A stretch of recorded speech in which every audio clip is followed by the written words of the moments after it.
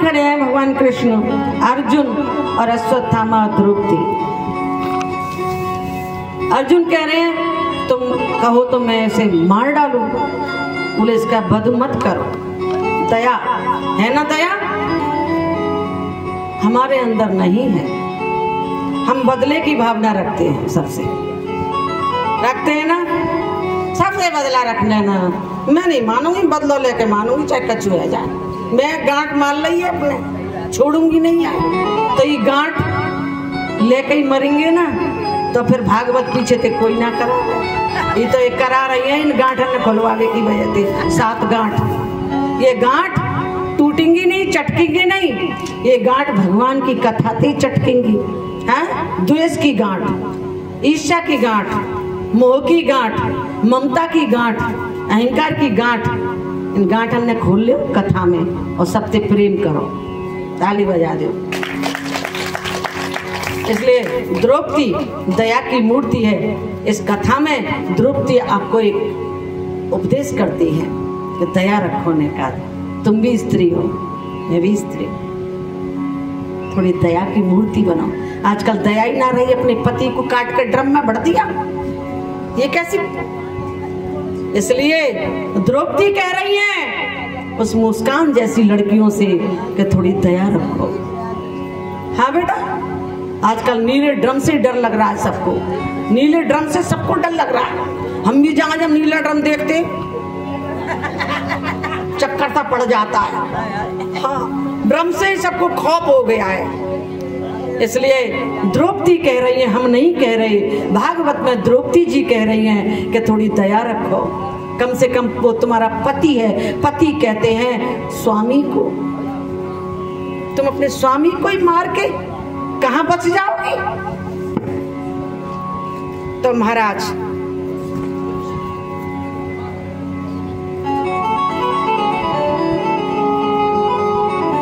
भगवान कृष्ण कहने लगे मारो ऐसे, ये आताताई है। द्रौपदी कहती है कि छोड़ दो और भगवान कृष्ण कहते हैं मार दो। अब अर्जुन जी चक्कर में पड़ गए। किंग कर्तव्यम विमूढ़म, क्या करूं क्या नहीं करूं।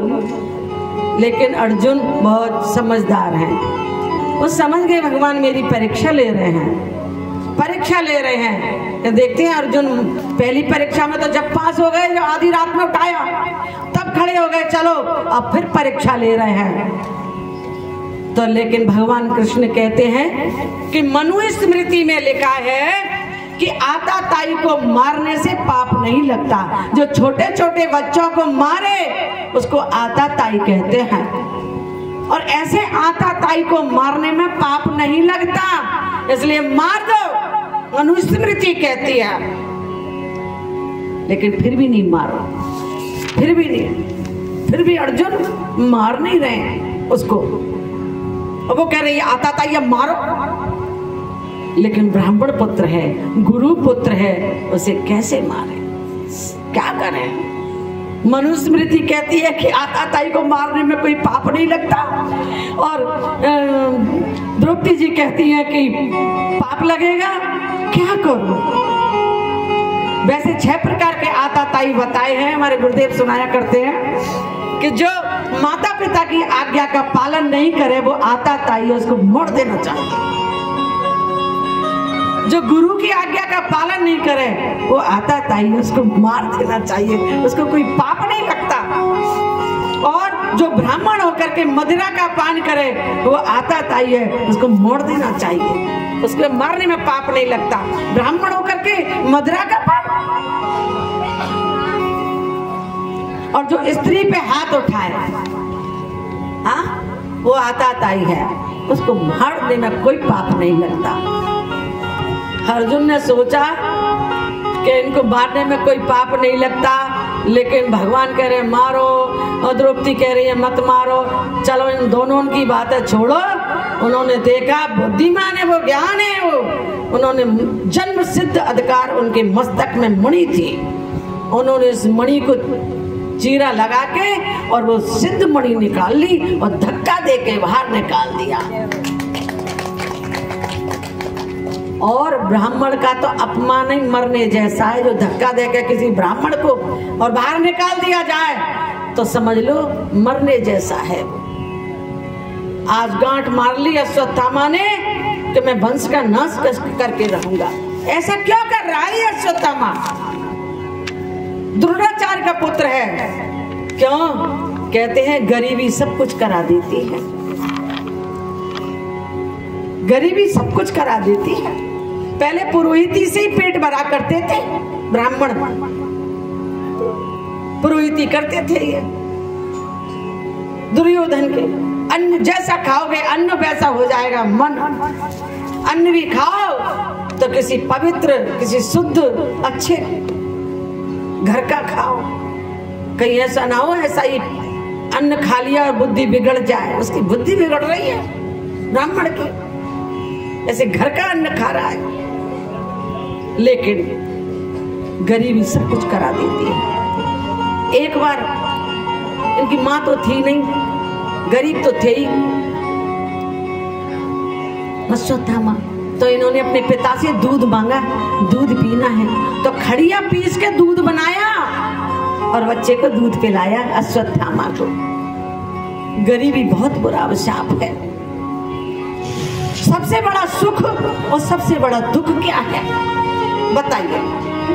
सबसे बड़ा दुख है, तुलसीदास जी बता रहे कि नहीं दरिद्र सम जग दुख माहे,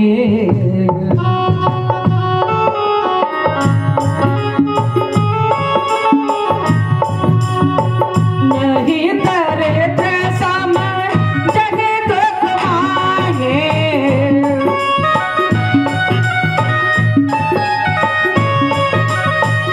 संत मिलन सम सुख कहो नाहे।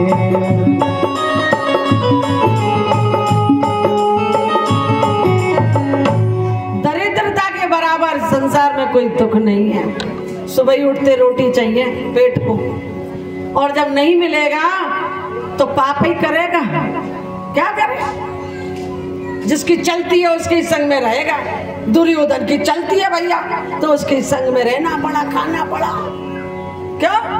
पांडव तो बेचारे वैसे ही बाहर पड़े, उनको लड्डू में जहर मिला के भेज दिया। चल तो दुर्योधन की रही है, और जिसकी चलती है ना सब लट्ठवारे के संग रहते हैं, चाहे वो अधर्मी कर रहा है। और जो अधर्मी के साथ देता है फिर उसका क्या होता है बताइए जरा? अधर्म का संग दे रहा है, धर्म का संग नहीं दे रहा। बुद्धि बिगड़ गई है।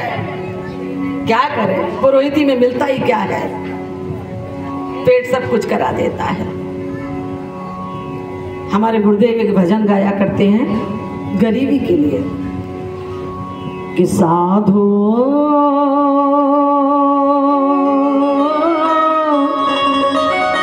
मौत से भूख बड़ी